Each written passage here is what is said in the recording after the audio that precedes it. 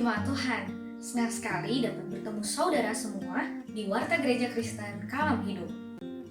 Selama pandemi COVID-19, ibadah akan dilaksanakan secara online, dan untuk liturgi serta renungan akan dikirimkan melalui grup WhatsApp Gereja Kristen Kalam Hidup. Bagi Bapak Ibu Saudara sekalian yang membutuhkan konseling, Bapak Ibu dapat menghubungi Pendeta Gideon Setiabudi. Bagi saudara sekalian yang ingin memberikan persembahan, perpuluhan, atau pengucapan syukur, Anda dapat mengirimkan melalui rekening Gereja Kristen Kalam Hidup yang tertera di bawah ini. Dan tidak lupa juga nih, kita memiliki gerakan janji iman yang digunakan untuk membantu pelayanan pekerjaan Tuhan. Warga jemaat yang ingin memberikan janji imannya, Anda dapat memberikan melalui rekening gereja yang tertera di bawah ini. Biarlah kita sebagai murid-murid Kristus senantiasa untuk terus mengucap syukur dan selalu menjaga kesehatan karena Tuhan telah melindungi kita dan menjaga kita sampai saat ini. Terima kasih, selamat beribadah, Tuhan Yesus memberkati. Shalom jemaat Tuhan. Shalom, puji Tuhan, kita ada saat ini itu semua karena anugerah Tuhan. Mari kita mulai ibadah kita dengan bersaat teduh terlebih dahulu.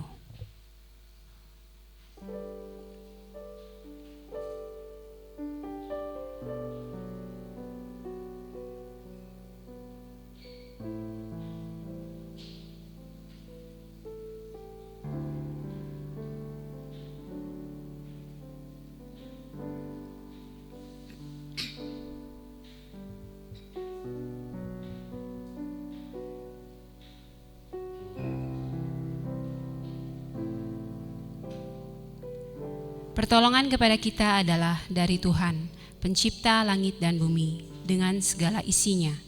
Damai sejahtera Allah dalam Tuhan Yesus turun atas saudara sekalian. Mari kita berdoa. Tuhan Yesus yang baik, terima kasih Tuhan. Kalau kami ada saat ini, itu semua karena anugerah Tuhan. Layakan kami Tuhan, merendahkan diri kami, menanggalkan segala beban kami, datang ke hadirat-Mu Tuhan. Supaya kami bisa mempersembahkan persembahan yang hidup, yang kudus dan berkenan di hadapan Tuhan. Kami serahkan Tuhan, ibadah kami pagi hari ini ke dalam tangan-Mu. Semua firman Tuhan yang keluar dari mulut hamba-Mu, itu adalah berasal daripada Roh Kudus, yang membuat kami menjadi manusia yang berbeda, manusia yang selalu diberkati dan memberkati banyak orang di sekitar kami. Terima kasih Tuhan, di dalam nama Tuhan Yesus, Juru Selamat kami yang hidup. Amin. Jemaat Tuhan, mari kita bangkit berdiri mengucapkan pengakuan iman rasuli. Aku percaya kepada Allah, Bapa yang Maha Kuasa, Khalik langit dan bumi, dan kepada Yesus Kristus anaknya yang tunggal Tuhan kita, yang dikandung daripada Roh Kudus, lahir dari anak darah Maria, yang menderita sengsara di bawah pemerintahan Pontius Pilatus, disalibkan, mati dan dikuburkan, turun ke dalam kerajaan maut. Pada hari yang ketiga, bangkit pula dari antara orang mati, naik ke surga, duduk di sebelah kanan Allah, akan datang dari sana untuk menghakimi orang hidup dan yang mati. Aku percaya kepada Roh Kudus, gereja yang kudus, persekutuan orang kudus, pengampunan dosa, kebangkitan orang mati, dan kebangkitan kekal. Amin. Amin. Kita bersyukur bahwa semua yang kita dapatkan sampai dengan hari ini itu semua bukan karena kemegahan kita. Seberapapun tingginya kita, prestasi kita, itu semua karena anugerah Tuhan. Mari kita kembalikan semuanya. Segala pujian kita hanya kepada Tuhan. Segala pujian, syukur hanya bagi Tuhan.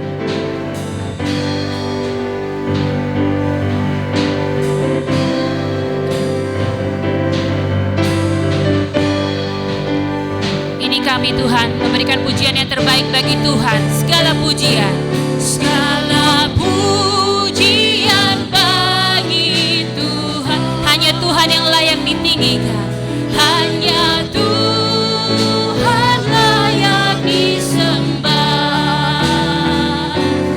Tak seorang pun layak megahkan diri.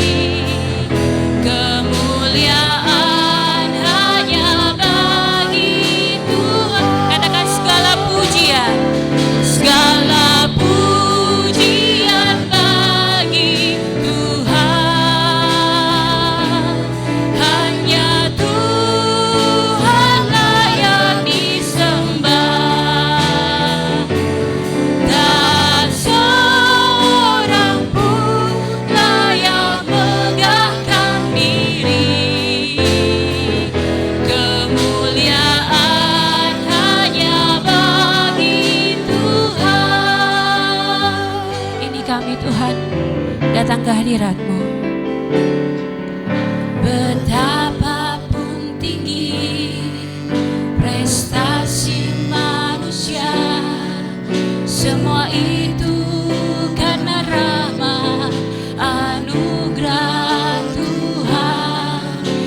semua adalah alat yang kuasa.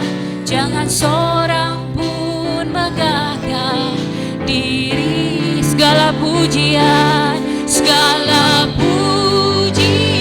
bagi Tuhan. Hanya Tuhanlah yang disembah. Tak seorang pun layak megahkan diri. Kemuliaan hanya bagi Tuhan.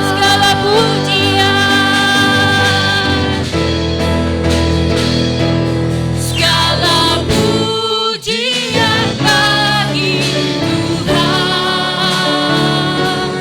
Hanya Tuhanlah yang disembah. Tak seorang pun layak megahkan diri. Kemuliaan hanyalah kepada Tuhan. Segala pujian bagi Tuhan. Segala pujian bagi Tuhan. Segala pujian bagi Tuhan. Benar Tuhan, segala pujian hanya untuk Engkau Tuhan. Dan saat ini kami rindu hadirat-Mu ada Tuhan saat bersama-sama dengan kami Tuhan. Kami rindu Tuhan saat memandang-Mu, kasih-Mu yang menikmati kami Tuhan. Kami rindu Tuhan, hadirat-Mu ada di tengah-tengah kami. Saat indah ku berhadapan dengan-Mu.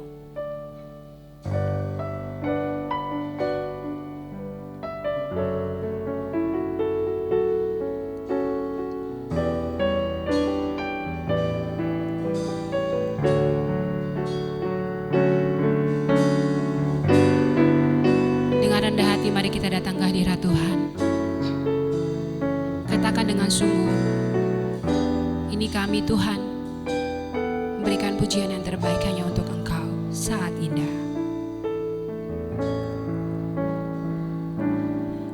Saat indah. Kami mau berhadapan dengan-Mu Tuhan. Berhadapan denganmu, Kami rindu memandang wajah-Mu. memandang wajahmu, Yesus kekasih jiwaku.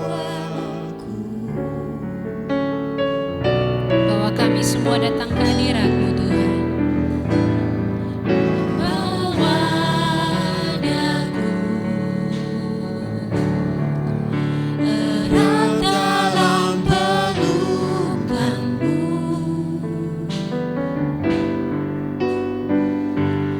menikmati kasih dan indahnya hadirat-Mu. Sama-sama katakan hadirat-Mu Tuhan, ku rasakan. Hadirat-Mu Tuhan, ku rasakan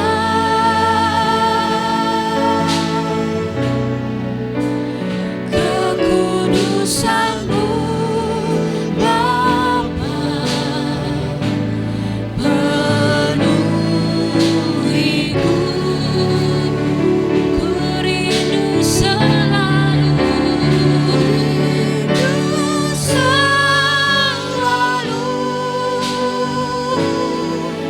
diam dalam bait-Mu,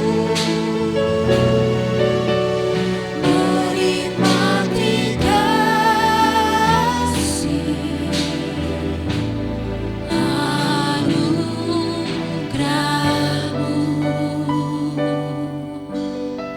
Terima kasih Tuhan, sungguh indah menikmati hadirat-Mu.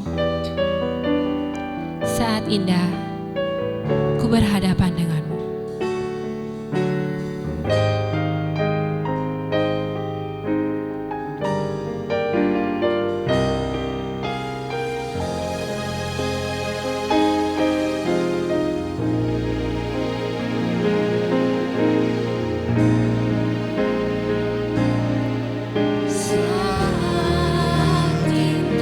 Katakan dengan sungguh hati, Tuhan, ini kami.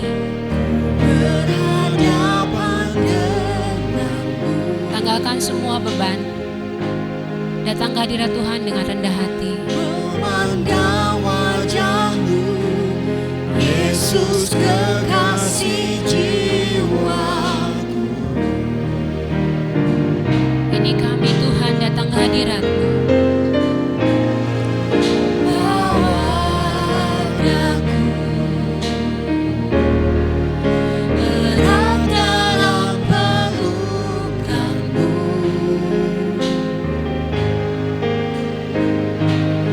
menikmati kasih dan indahnya hadirat-Mu. Hadirat-Mu, Tuhan. Hadirat-Mu, Tuhan, ku rasakan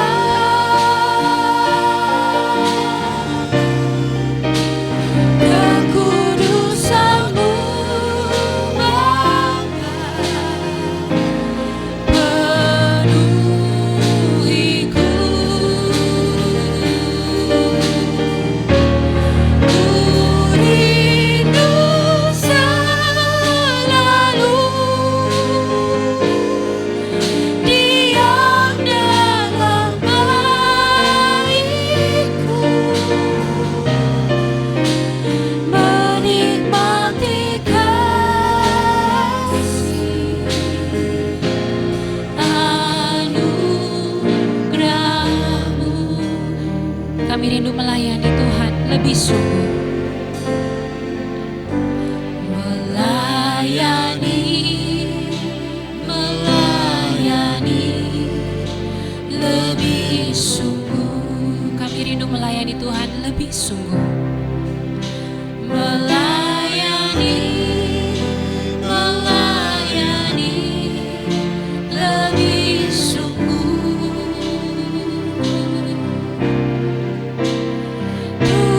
Tuhan lebih dulu melayani kepadaku, melayani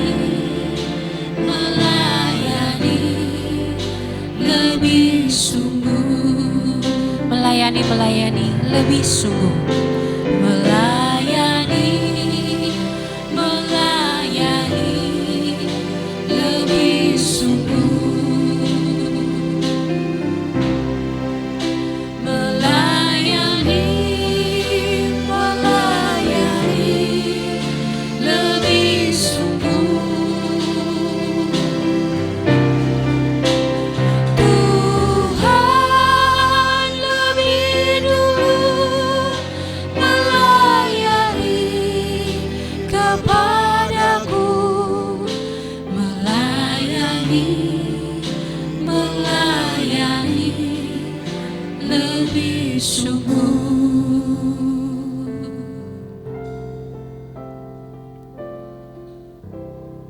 Shalom Bapak Ibu sekalian.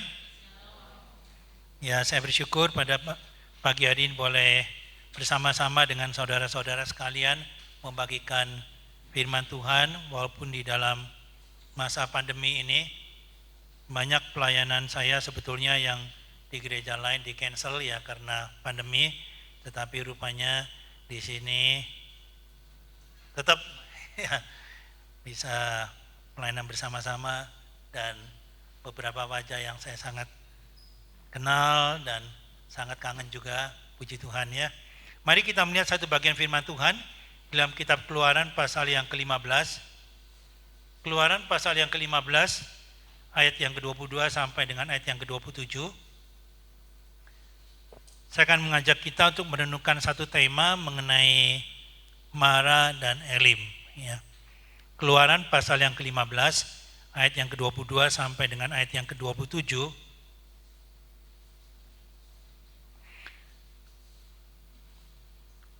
Kalau sudah mendapatkan, mari kita membacanya secara bersama-sama ke-6 ayat ini. Di Mara dan Elim, ayat yang ke-22. Musa menyuruh orang Israel berangkat dari Laut Teberau, lalu mereka pergi ke padang gurun Syur. 3 hari lamanya mereka berjalan di padang gurun itu dengan tidak mendapat air. Sampailah mereka ke Mara, tetapi mereka tidak dapat meminum air yang di Mara itu, karena pahit rasanya. Itulah sebabnya dinamai orang tempat itu Mara. Lalu bersungut-sungutlah bangsa itu kepada Musa. Kata mereka, apakah yang akan kami minum? Musa berseru-seru kepada Tuhan, dan Tuhan menunjukkan kepadanya sepotong kayu. Musa melemparkan kayu itu ke dalam air, lalu air itu menjadi manis. Di sanalah diberikan Tuhan ketetapan-ketetapan dan peraturan-peraturan kepada mereka, dan di sanalah Tuhan mencoba mereka. Firman-Nya, jika kamu sungguh-sungguh mendengarkan suara Tuhan Allahmu dan melakukan apa yang benar di matanya dan memasang telingamu kepada perintah-perintahnya dan tetap mengikuti segala ketetapannya, maka aku tidak akan menimpakan kepadamu penyakit manapun yang telah kutimpakan kepada orang Mesir, sebab aku Tuhanlah yang menyembuhkan engkau. Sesudah itu sampailah mereka di Elim. Di sana ada 12 mata air dan 70 pohon kurma. Lalu berkemahlah mereka di sana di tepi air itu. Sampai di sini pembacaan firman Tuhan. Yang berbahagia adalah mereka yang mendengar, menyimpan firman Tuhan dalam hatinya, serta melaksanakan dalam kehidupannya. Saudara, ada orang yang mengatakan bahwa kehidupan ini seperti roller coaster. Ya, saudara tahu roller coaster itu. Jadi sebentar di atas, sebentar kita ada di bawah. Dan ada sebagian orang yang mereka berteriak-teriak ketakutan ketika mereka naik roller coaster itu. Tapi ada orang lain yang bisa menikmati ya, dan mengikuti belok-belok naik turunnya roller coaster itu. Saudara sekalian, itu adalah tergantung bagaimana kita atau sikap kita di dalam mengendarai roller coaster itu. Saudaraku sekalian, kehidupan ini juga demikian. Sebentar kita berada di atas, sebentar ada di bawah. Kalau kita lihat di dalam bagian firman Tuhan yang kita baca bersama-sama tadi, di sini diceritakan mengenai perjalanan bangsa Israel setelah mereka keluar dari Mesir dan setelah mereka menyeberang Laut Teberau. Dan dikatakan di situ mereka tiba di satu tempat. Yang pertama tempat itu namanya Mara, lalu kemudian mereka tiba di tempat yang kedua yaitu yang namanya Elim. Saudara, Mara itu adalah pahit artinya. Jadi sesuai dengan air yang ada di sana pahit. Sedangkan Elim itu ada beberapa tafsiran, tetapi umumnya itu adalah pohon besar, tempat berteduh. Itu adalah Elim. Dan saudara, jarak dari Mara dan Elim itu, kalau Anda yang pernah ke Israel, maka kalau Anda masuknya dari Mesir, dari Kairo, Anda akan ke Gunung Sinai.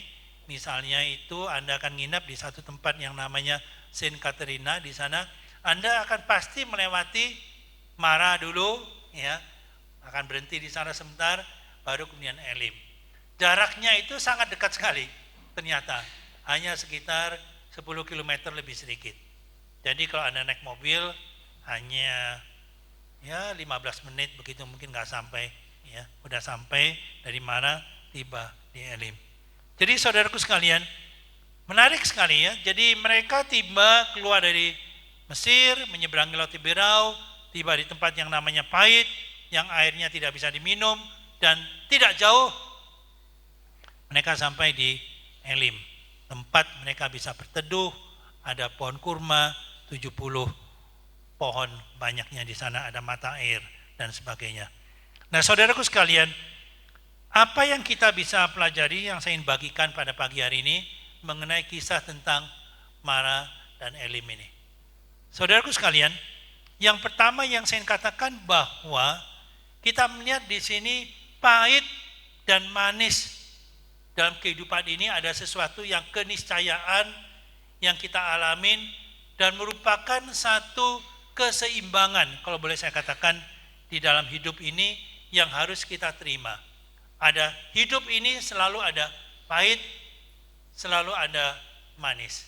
Itu merupakan satu keseimbangan yang perlu kita terima dan kita tidak bisa hanya mau manisnya saja tapi tidak mau pahitnya.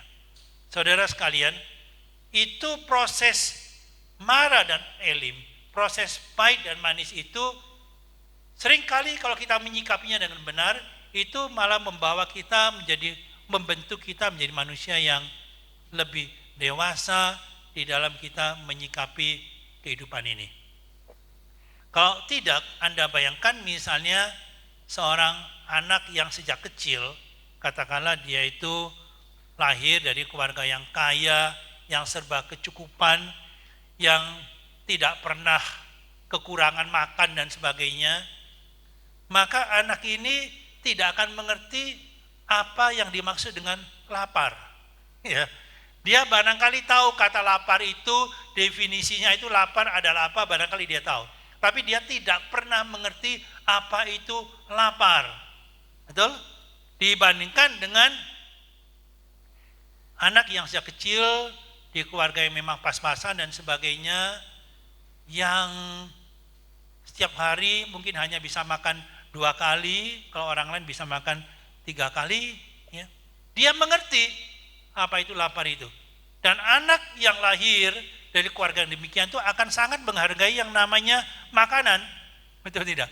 Kalau lagi jam makan itu tidak usah dipanggil, ya, tidak usah disuruh-suruh, mereka akan cepat, mungkin mereka akan duduk di meja makan, menunggu makannya dikeluarkan dan mereka akan makan dengan apapun yang disodorkan, akan makan dengan lahapnya. Boro-boro, ya, ada makanan aja udah untung-untung mereka bisa makan. Betul?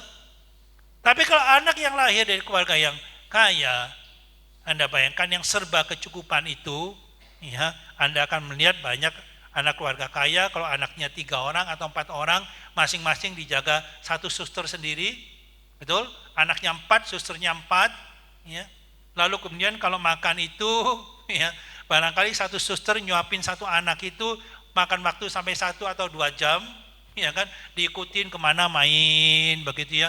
Lalu anak ini, ya kan ya, ayo makan, nggak mau, begitu kan ya. Susternya itu harus membuat gerakan-gerakan yang lucu, apa begini, anaknya baru hop, masuk satu suap, aduh senang sekali susternya merasa ya.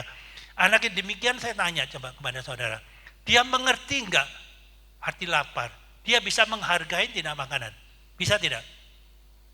Enggak bisa, ya kan? Itu makan aja sampai berjam-jam, kadang enggak suka sedikit dia akan itu muntahkan keluar dan sebagainya. Jadi saudaraku sekalian, saya katakan bahwa banyak hal dalam kehidupan ini yang kita bisa melihat perlunya justru hal yang pahit dan manis itu seimbang dalam kehidupan ini. Keluarga, katakanlah suami istri. Bagaimana mereka tahu bahwa pernikahan mereka itu ada pernikahan yang kokoh dan sebagainya? Sebelum mereka mengalami satu kesulitan atau tantangan dalam kehidupan mereka berkeluarga. Sampai ada krisis dalam keluarga itu, dan ketika mereka bisa melewati krisis itu, baru mereka tahu bahwa hubungan mereka, keluarga mereka itu, hubungan suami istrinya memang ada hubungan yang kokoh. Tapi kalau tidak, kalau belum pernah ada tantangan apa-apa, mereka mengatakan hubungan kita solid dan sebagainya, nggak tahu Anda. Betul tidak? Iya kan? Sampai Anda melewati krisis itu bersama-sama, baru Anda tahu bahwa keluarga Anda itu adalah keluarga yang kokoh. Saya bisa ambil contoh yang banyak sekali. Iman saudara sebagai orang percaya. Bagaimana Anda tahu bahwa Anda itu imannya itu ada iman yang tahan uji? Bagaimana Anda tahu bahwa Anda itu imannya itu iman yang solid dan kokoh, yang walaupun ada kesulitan badai apapun Anda tetap bertahan dan tetap berpegang kepada iman Anda dalam diri Yesus Kristus? Bagaimana kalau Anda tidak pernah mengalami krisis dalam iman? Anda ingat kisah di dalam Perjanjian Baru mengenai seorang murid Yesus yang sangat menonjol, yaitu Petrus, ya kan? Sebelumnya dia mengira bahwa iman dia kokoh, betul tidak? Dia mengira bahwa dia lebih daripada murid-murid yang lain. Jadi ketika Yesus akan mulai proses itu yang mulai disidangkan di depan mahkamah agama dan sebagainya, Petrus mengatakan bahwa semua murid yang lain mungkin akan lari meninggalkan engkau, tapi aku tidak, aku akan mati bersama-sama dengan engkau. Waduh, hebat sekali Petrus ya, dia mengira bahwa iman dia itu begitu kuatnya, begitu kokohnya, bukan? Tetapi apa yang terjadi? Setelah kemudian Yesus mulai digiring, ya, mulai dibawa ke mahkamah agama, mulai dibawa ke Pontius Pilatus dan sebagainya, dia ketemu dengan satu budak perempuan, disebut Alkitab budak perempuan, dan dikatakan ini murid Yesus. Apa yang terjadi, saudara? Petrus, dia menyangkal Yesus, nggak kenal orang itu. Bukan hanya menyangkal, ya, dia bersumpah serapah, aku tidak kenal orang itu. Ternyata dia baru tahu bahwa dia imannya itu bukan tidak begitu kokoh, dia ternyata adalah seorang pengecut, ya kan? Sampai akhirnya kemudian dalam Yohanes 21 kan, ketika Yesus bertanya kepada dia 3 kali, Petrus, Petrus, apakah engkau mengasihi aku? Baru di situ dia sadar, dia itu pengecut, dia itu bukan apa-apa, ya, dia tidak berani lagi ngomong gede, membanggakan dirinya bahwa dia adalah seorang murid Yesus yang imannya kokoh. Saudara, beberapa saat yang lalu Semu Lili, ya, dia lihat satu klip tentang penganiayaan terhadap orang percaya dan sebagainya di daerah Timur Tengah begitu. Wah, yang luar biasa sekali, dan dia ngobrol sama saya, sharing, ya. Kira-kira kalau kita mengalami penganiayaan seperti itu, kita bertahan enggak ya? Bertahan enggak kira-kira, saudara? Saya menjawab, terus terang saya tidak tahu. Ya, enggak tahu. Betul enggak? Enggak tahu loh. Ya, jujur enggak tahu. Ya, kalau sekarang kita mau, oh pasti bertahan. Apa iya? Apa iya?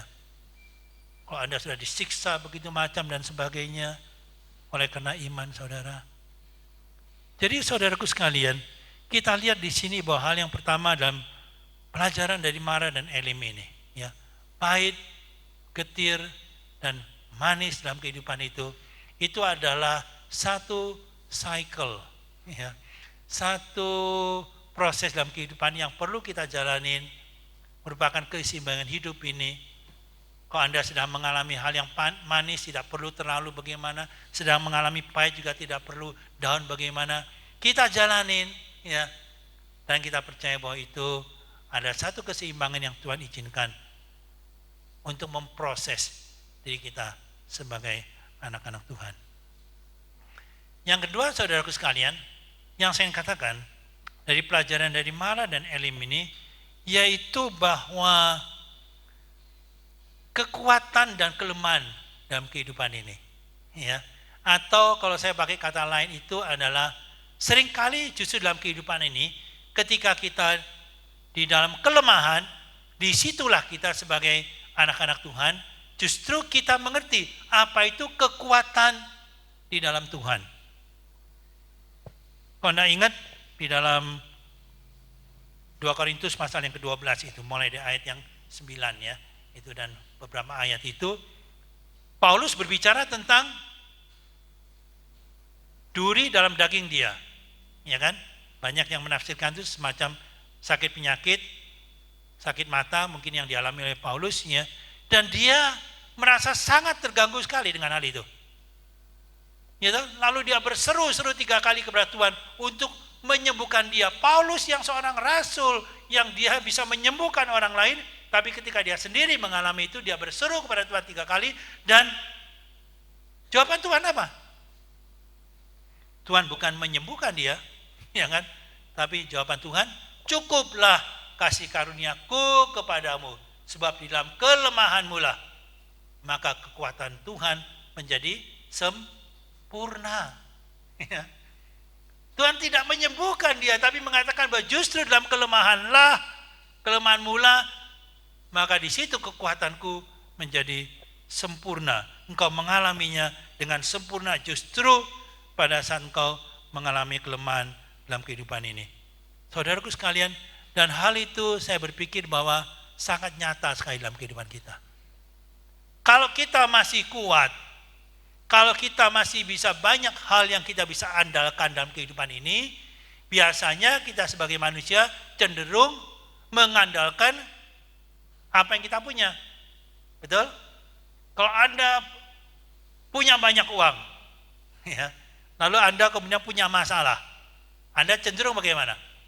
Cenderung membereskan masalah saudara dengan uang Anda, ya.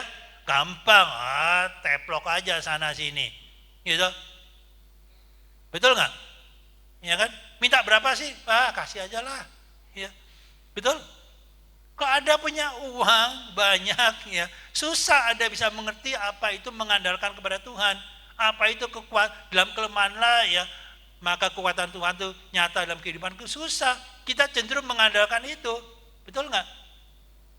Kalau Anda punya banyak koneksi, ya, pejabat-pejabat dan sebagainya, lalu kemudian Anda punya masalah dalam perusahaan saudara dan sebagainya, Anda cenderung apa? Cenderung berdoa dulu atau cenderung telepon ke pejabat yang Anda kenal itu dulu? Yang mana? Yang mana coba? Telepon dulu kan, ya. Gampang angkat telepon, ya kan, ya, ke bapak ini dan sebagainya, Pak tolong beresin, betul?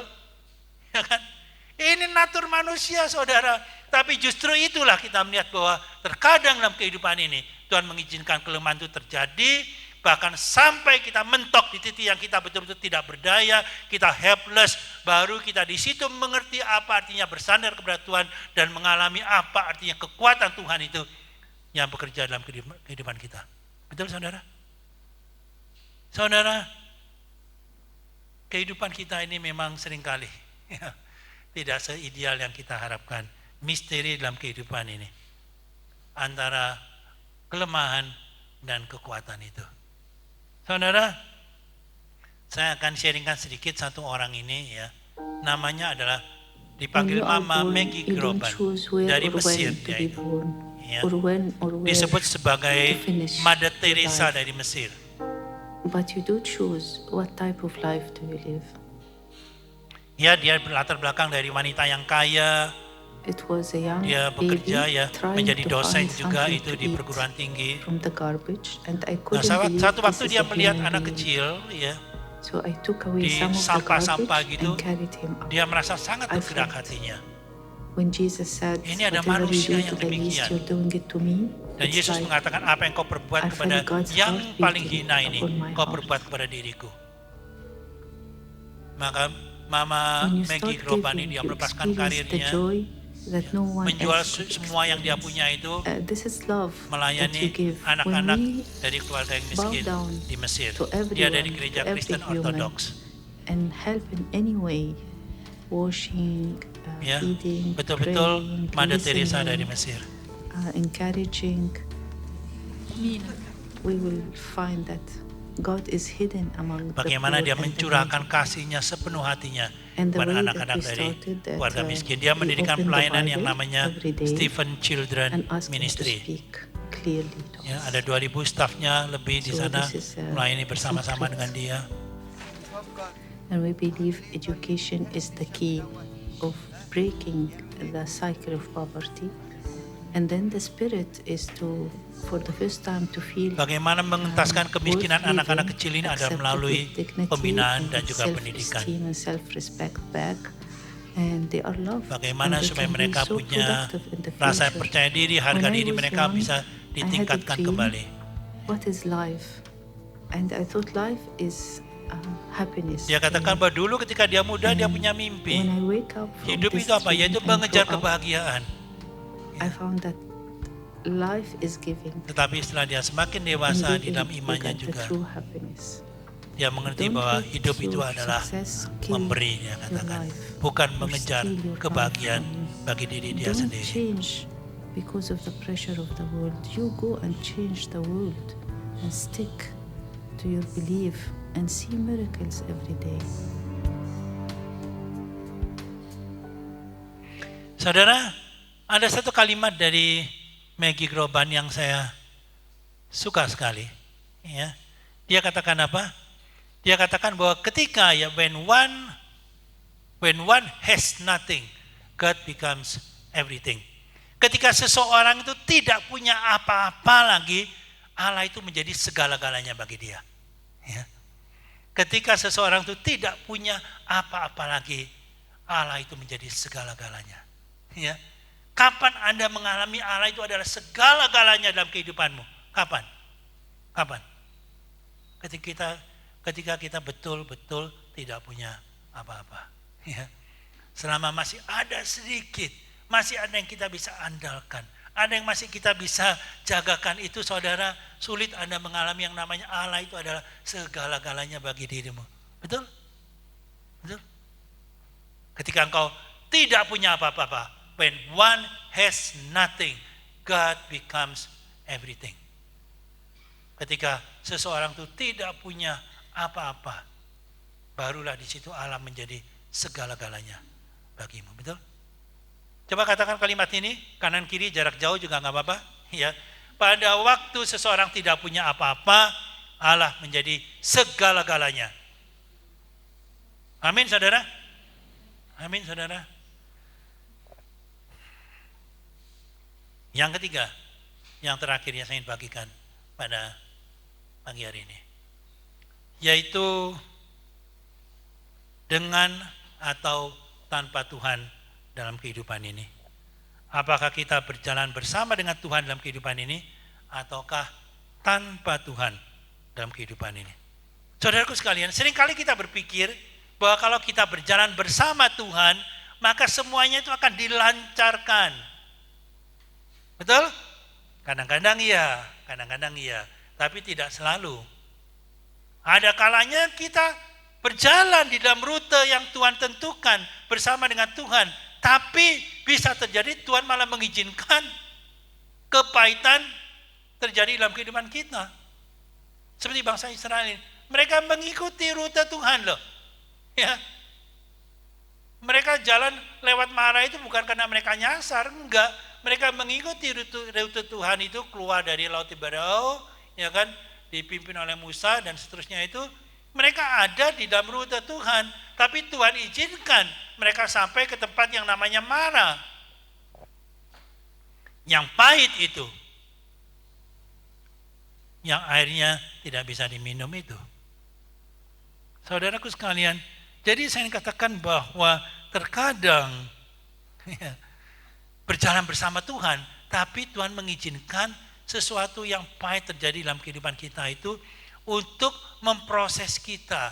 Masalahnya kita seringkali seperti bangsa Israel, ketika kita tiba di Mara, kita berteriak-teriak, kita bersungut-sungut kepada Tuhan, kita tidak suka, kenapa saya ada di tempat ini Tuhan, di mana Engkau Tuhan dan sebagainya.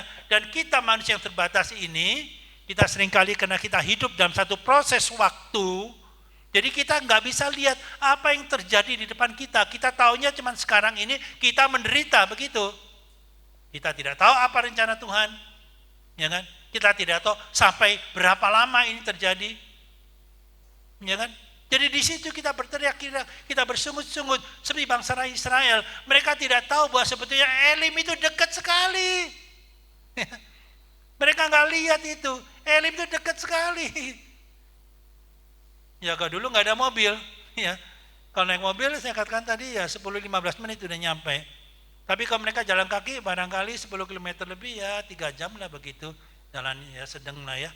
Ya kan dekat, tapi dekat sekali. Mereka nggak lihat. Mereka berteriak-teriak, mereka bersungut-sungut di situ.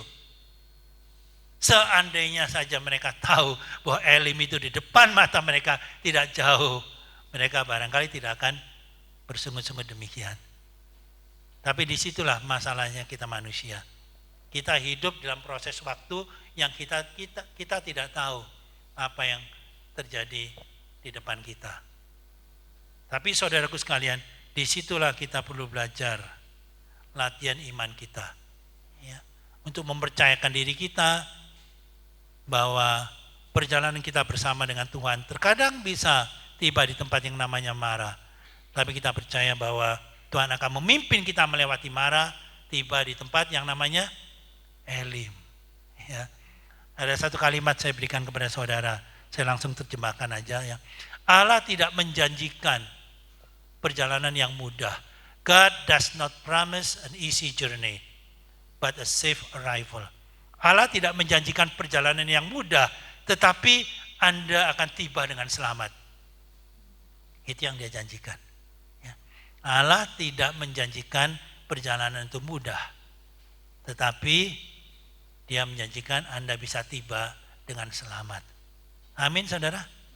Ya, sekali lagi kalimat ini coba ngomong sama kanan kiri. Ya, Allah tidak menjanjikan perjalanan yang mudah, tetapi yang dia janjikan Anda akan tiba dengan selamat. God does not promise an easy journey, but a safe arrival. Saudaraku sekalian, setiap kita punya pergumulan dalam kehidupan ini. Kalau saya boleh sharing sedikit saudara, khususnya mengenai pergumulan anak saya yang perempuan, Airin. Saudara, anak saya itu menikah yang tahun 2017, ya, dia menikah itu 2017 bulan Februari, dan dia ingin saya yang memberkati. Ya. Saudara, dia mendapatkan suami yang baik, namanya Oki, ya, seorang arsitek. Kami senang sekali karena anak saya itu tidak mudah, ya. Anaknya itu juga punya adat, ya, punya visi, punya mimpi yang cukup besar dan sebagainya. Jadi tidak mudah juga dia bisa dapat cowok, ya. Pernah pacaran 1-2 kali tapi akhirnya nggak jadi. Dan jadi dengan ini anak yang baik, kita senang sekali. Senang sekali. Tapi saudara, mereka menikah 2,5 tahun ketika saya berada di Amerika. Jadi saya tahun 2018 emeritus, lalu saya refreshing studi ke Amerika 1 tahun. Saya masih ingat itu bulan Juni, ya. Itu tanggal 16 Juni, ya. Tiba-tiba kami lagi main, waktu itu dia menemani seorang rekan dari Bandung, Ibu Helen, waktu itu dia ada program ke Amerika juga, kami temenin dia. Tiba-tiba kami dapat telepon seperti disambar petir siang bolong, saudara, bahwa menantu kami, Oki ini, mengalami kecelakaan dan meninggal. Wah, gak percaya, apa benar? Ya, baru menikah 2,5 tahun, saudara.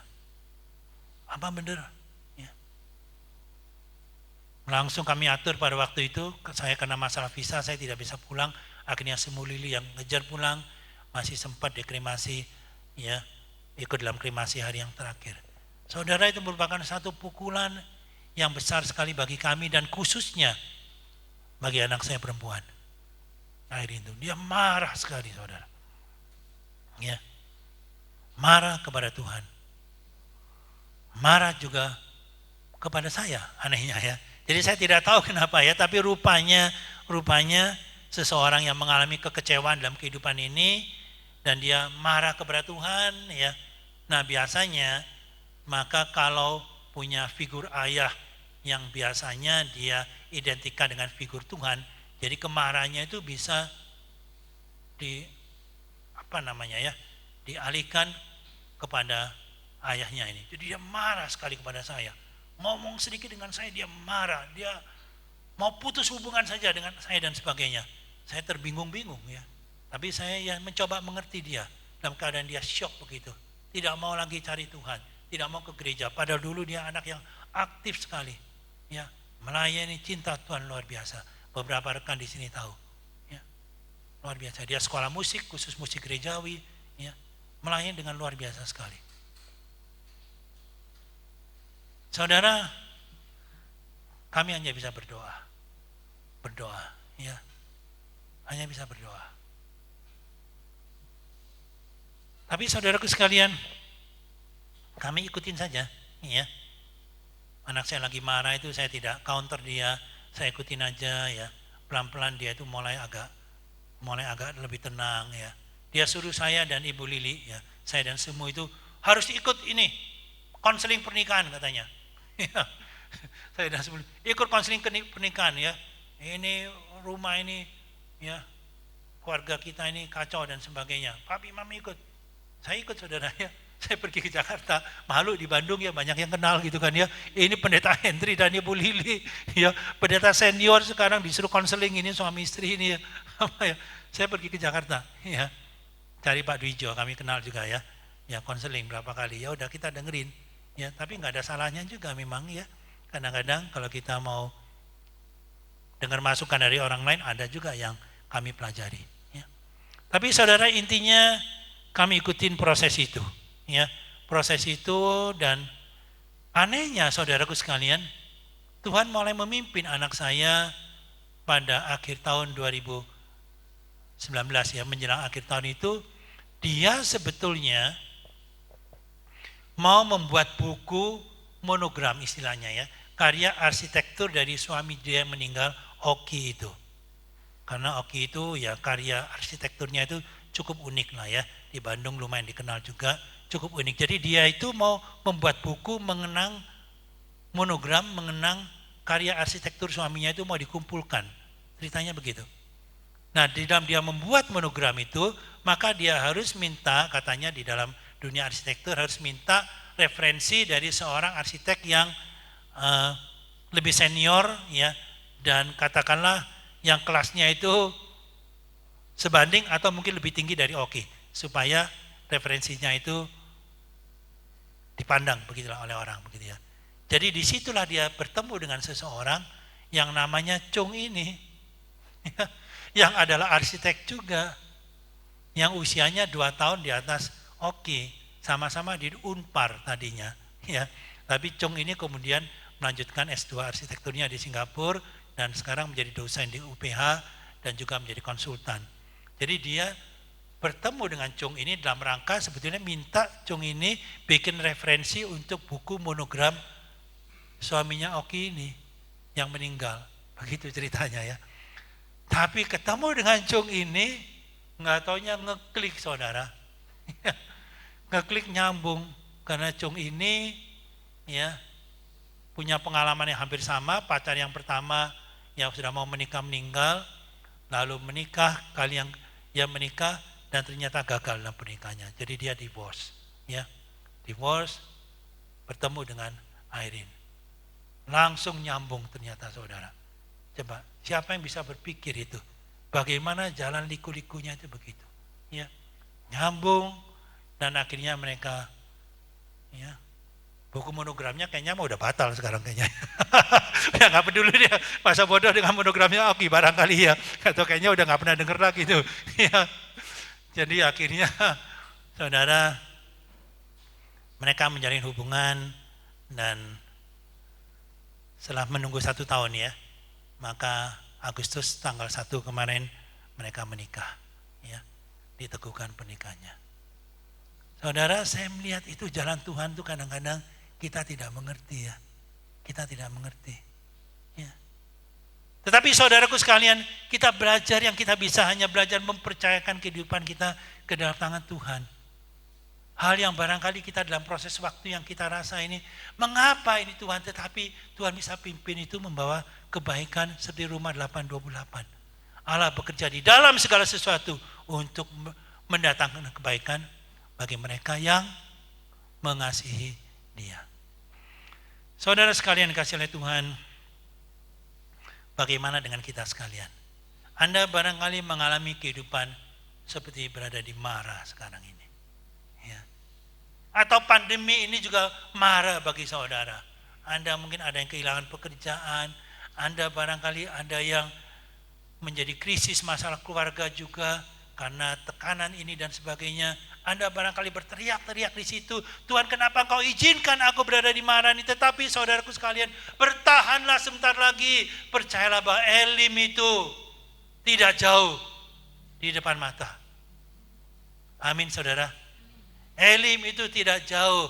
Anda berjalan bersama dengan Tuhan, percayakan kehidupan Anda ke dalam tangan Tuhan, dan Tuhan akan memimpin Anda melewati Mara, tiba di Elim. Amin saudara.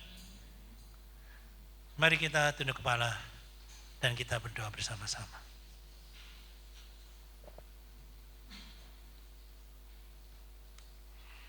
Kami datang kepadamu ya Tuhan pada pagi hari ini.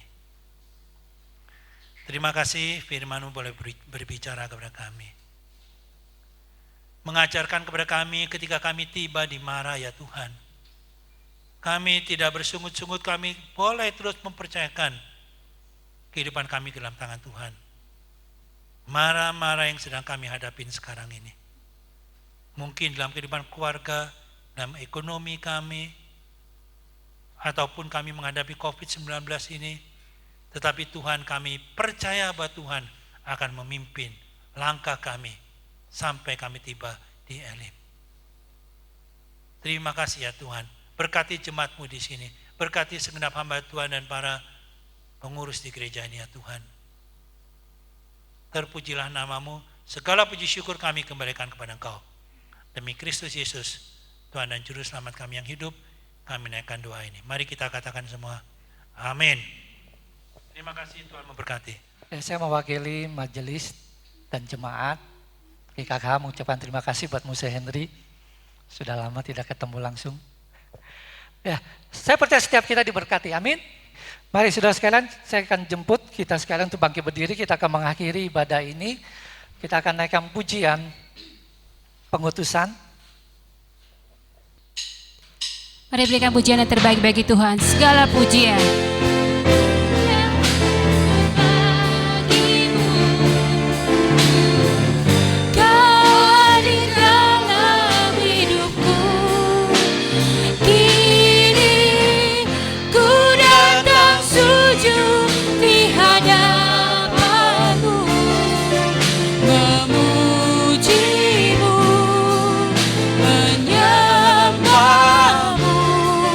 Yesus, ku menyembahmu, segala pujian, segala pujian, syukur bagimu. Kau di dalam hidupku, kini ku datang sujud di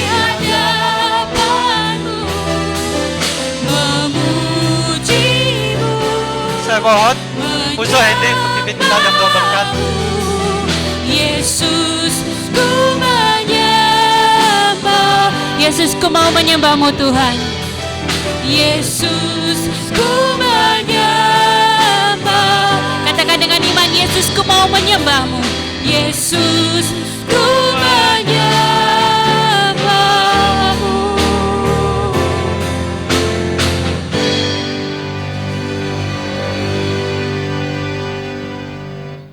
Jemaat yang dikasih oleh Tuhan, arahkanlah pandangmu kepada Dia. Pulanglah dengan sejahtera dan terimalah berkat Tuhan. Kiranya kasih karunia dari Tuhan Yesus Kristus, damai sejahtera dari Allah Bapa dan persekutuan, sukacita dalam Roh Kudus menyertai saudara sekalian, mulai hari ini sampai seterusnya. Amin.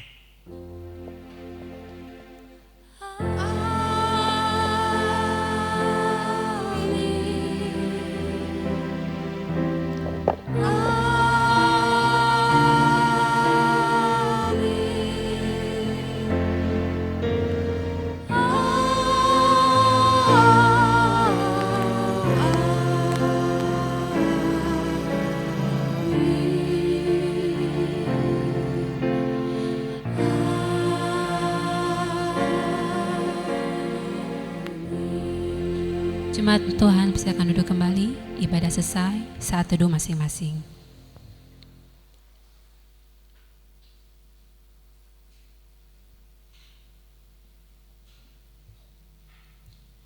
Selamat hari Minggu, Tuhan Yesus memberkati.